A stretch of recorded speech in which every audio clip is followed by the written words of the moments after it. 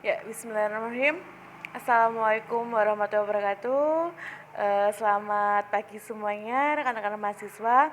Bagaimana kabarnya? Semoga selalu dalam keadaan sehat ya. Oke, pertama-tama di sini ketemu lagi dengan saya, Ibu Risa Sofiani sebagai dosen mata kuliah pembelajaran Bahasa Indonesia di MI atau di SD. Nah, kali ini kita akan membahas materi mengenai pembagian simulasi pembelajaran Bahasa Indonesia secara daring. Kenapa saya ada tambahan materi pembagian simulasi pembelajaran bahasa Indonesia secara daring karena kita sebagai guru juga harus mempersiapkan praktik pembelajaran bahasa Indonesia. Nah, karena kita di masa pandemi seperti ini yang daring, yang menjadi muridnya ya teman-teman mahasiswanya sendiri saja ya. Oke, seperti itu. Selanjutnya, kenapa saya meminta Anda melakukan mikro mini atau per-teaching mini karena salah satu faktor yang berperan penting untuk pembelajaran yaitu adalah seorang guru. Nah, guru sebagai agen perubahan harus memberikan kontribusi dalam menciptakan generasi yang berkualitas dan memiliki daya saing yang tinggi.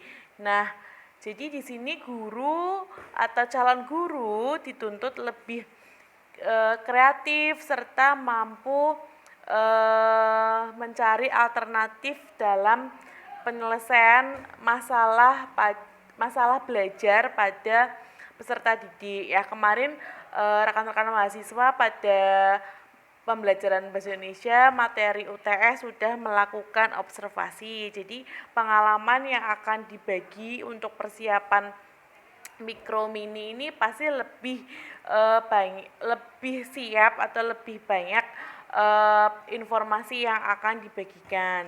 Nah, apalagi untuk masa pandemi seperti ini, kurikulum yang dipakai pasti menggunakan kurikulum darurat ya, dan tidak semua materi kita bahas ya, disesuaikan lagi oleh waktunya. Nah, selanjutnya untuk proses pembelajaran yang dilaksanakan di sekolah itu seorang calon guru atau guru harus menyelaraskan antara aktivitas serta kreativitas pastinya ya.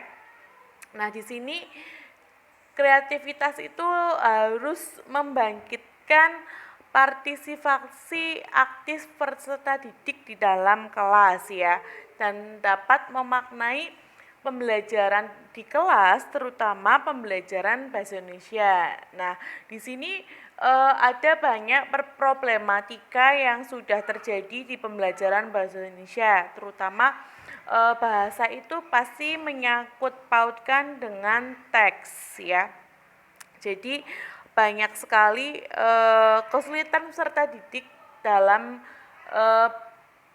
meresapi pembelajaran bahasa Indonesia. Nah, di sini sebagai seorang calon guru dan sebagai agen perubahan, kita harus memahami kesulitan-kesulitan dalam pembelajaran bahasa Indonesia. Semisalnya pemahaman mengenai konsep, terus pemecahan masalah, penalaran mengenai pemahaman isi materi, dan mengkomunikasikan dalam menceritakan kembali hal-hal yang sudah ditemukan. Nah, oleh karena itu banyak upaya untuk meningkatkan pembelajaran bahasa Indonesia. Nah, keberhasilan untuk pembelajaran bahasa Indonesia sendiri pada masa sekarang atau era milenial ya, atau era industri 4.0 ini telah banyak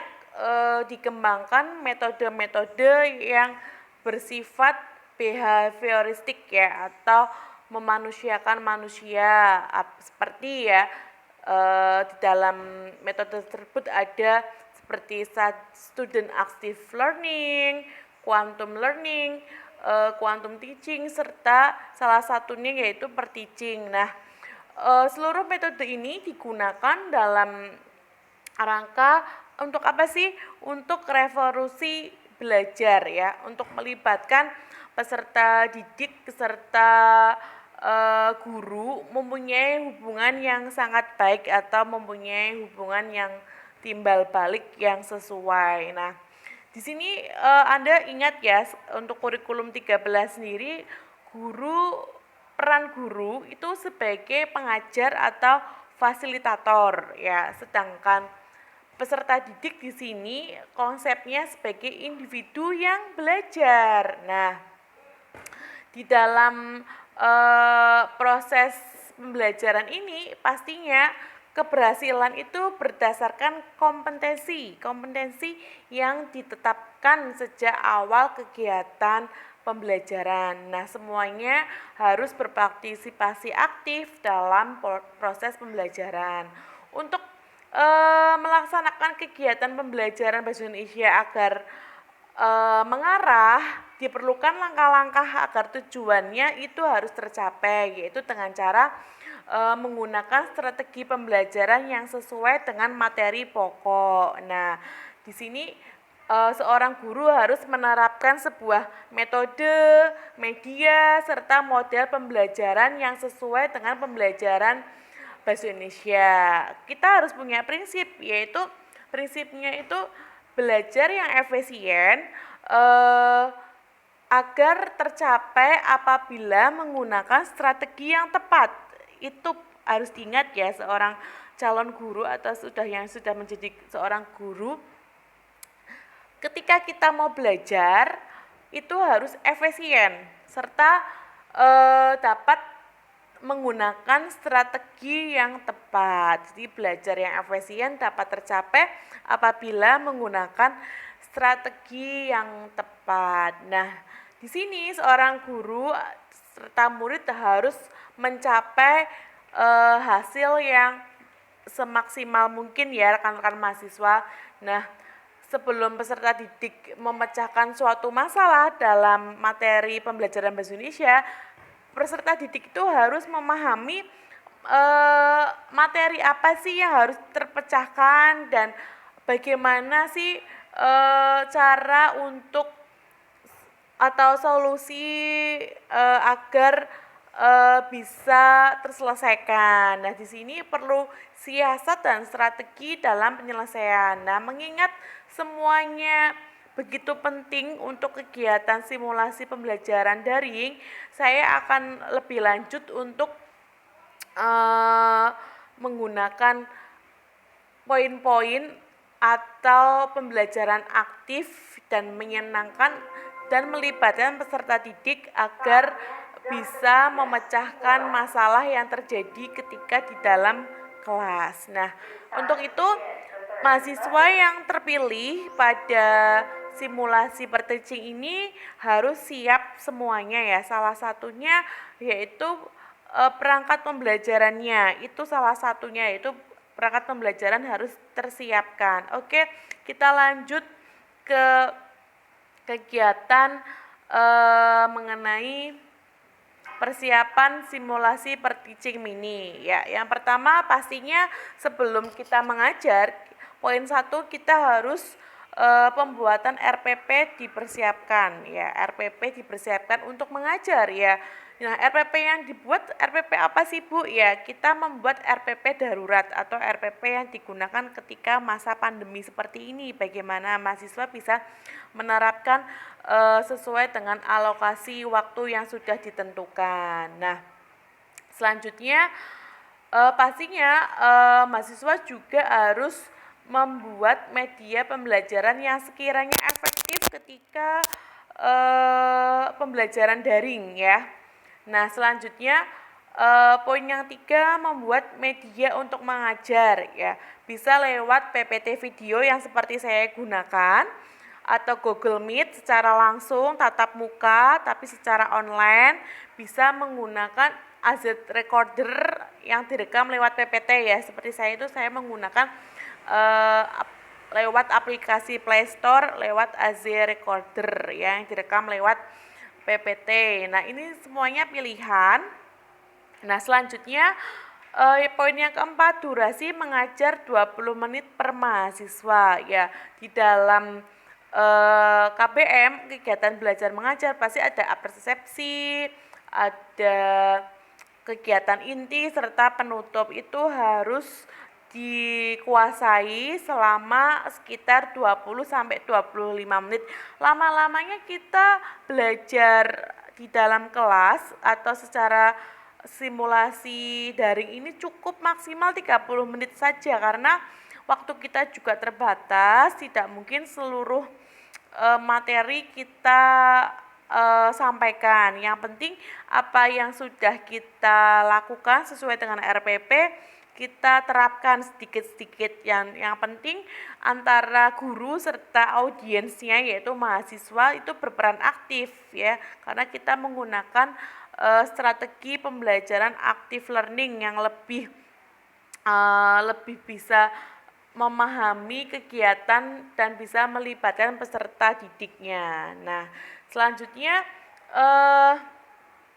poin 5 yang saya terapkan, H-1 RPP serta video atau persiapan untuk mikro mini secara daring harus di email ke saya atau bisa dipublis lewat YouTube atau IGTV ya. Saya harap mahasiswa yang terpilih ini harus konsisten, harus benar-benar memanfaatkan waktunya, karena sesuai dengan kesepakatan saya ketika mahasiswa yang sudah terpilih pada simulasi per-teaching mini ini, saya memberi bonus untuk tidak membuat tugas ujian akhir semester, ujian akhir semester, tidak membuat tugas ujian akhir semester. Nah, dimanfaatkan yang benar-benar terpilih, bahwa Anda semua yang terpilih itu memang sudah siap dalam kegiatan simulasi per-teaching mini ini. Disiapkan dari segi RPP-nya, dari segi medianya, metode yang akan digunakan itu memang harus benar-benar siap ya, seperti itu ya. Nah, saya rasa per-teaching mini ini akan menggunakan cara-cara yang efektif dan bisa meningkatkan pencapaian peserta didik dalam mengembangkan kreativitas serta bisa memecahkan masalah dan bisa mempelajari sebuah materi secara mendalam. Oke, seperti itu ya. Untuk poin 6. Nah, di sini mahasiswa yang tidak berkesempatan untuk melakukan simulasi per-teaching mini jangan berkecil hati, jangan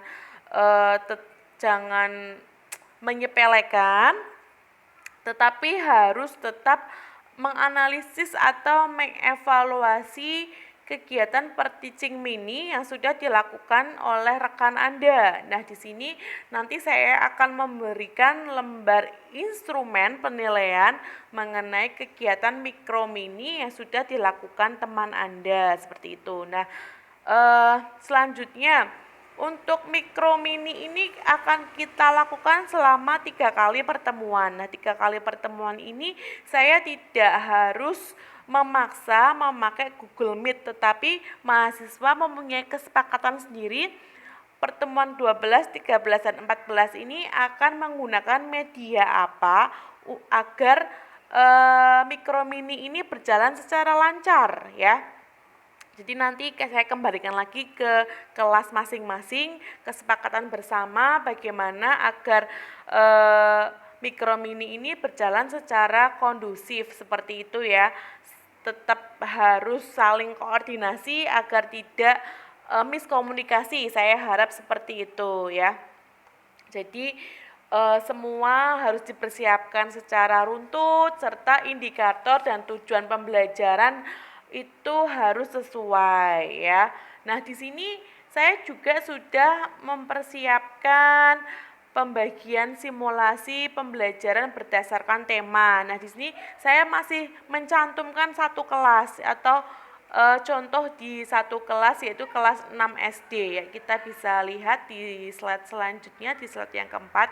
Nah, di sini saya akan membagikan berdasarkan tema yang sudah saya dapatkan. Nah, di sini contoh temanya yang sudah saya buat yaitu tema 1 mengenai selamatkan makhluk hidup di buku kelas 6 yaitu buku kurikulum 13 buku edisi 2018. Nah, di sini setiap kelas itu yang saya ampu berbeda temanya. Nah, di sini masih saya beri contoh ya. Subtemanya apa saja nih, ada selamatkan makhluk hidup. Di subtema 1 ada tumbuhan sahabatku, subtema 2 hewan sahabatku, subtema 3 ayo selamatkan hewan dan tumbuhan. Nah, di sini pembelajaran materi bahasa Indonesianya bagaimana, apakah boleh dikaitkan dengan mata pelajaran lain? Iya, silahkan kalau memang mau dikaitkan dengan pembelajaran yang lain atau menggunakan pembelajaran yang terpadu, saya serahkan kembali ke mahasiswa. Atau full mau fokus ke pembelajaran bahasa Indonesia, silahkan. Nah, di sini untuk semua tema bisa dikolaborasikan dengan pembelajaran bahasa ataupun sastra sesuai dengan subtema-subtemanya ya. Oke, kita lanjut ke slide selanjutnya. Di sini ada tema 2. Di sini di buku kelas 6 ada temanya persatuan dalam perbedaan. Nah, Anda sudah bisa membaca ya isi dari subtemanya. Kita lanjut lagi. Ada subtema tema yang ketiga, tokoh dan penemuan. Di sini juga ada 3 tema. Oke, nanti akan segera saya share per kelas. Temanya berbeda-beda, jadi tidak semua kelas yang saya ampu itu temanya sama, tidak. Jadi ada yang saya tentukan tema-temanya. Oke. Nah, nanti lebih lanjutnya kita bisa sharing lagi di WhatsApp group agar lebih kondusif ya. Nah, di sini saya harap mahasiswa benar-benar serius mengerjakan tugas dari saya, apalagi yang sudah terpilih pada saat kegiatan per-teaching mini. Nah, oke, saya rasa tanggung jawab mahasiswa dalam rangka simulasi per-teaching mini bisa menghasilkan pembelajaran yang tuntas serta bisa menerapkan materi-materi yang sudah kita bahas sebelumnya. Nah, di sini saya harap audiens yang tidak mendapatkan kegiatan simulasi per-teaching mini harus tetap mendukung temannya untuk bisa menyelenggarakan kegiatan simulasi mini ini secara efisien dan efektif. Oke, mungkin pemaparan saya sudah cukup sangat jelas. Persiapkan sebaik mungkin, masih banyak waktunya untuk persiapan mikro mini ya. Jadi satu pertemuan itu ada 3 mahasiswa yang akan maju mikro mini, tetapi ada kelas juga. Di kelas saya yang saya ampu ada yang jumlahnya kecil atau jumlah mahasiswa kecil, itu hanya satu pertemuan 2 mahasiswa yang maju. Oke, selamat mempersiapkan simulasi per-teaching mini. Salam aktif, salam PGMI IAIN Pekalongan, tetap semangat untuk semuanya ya. Wassalamualaikum warahmatullahi wabarakatuh.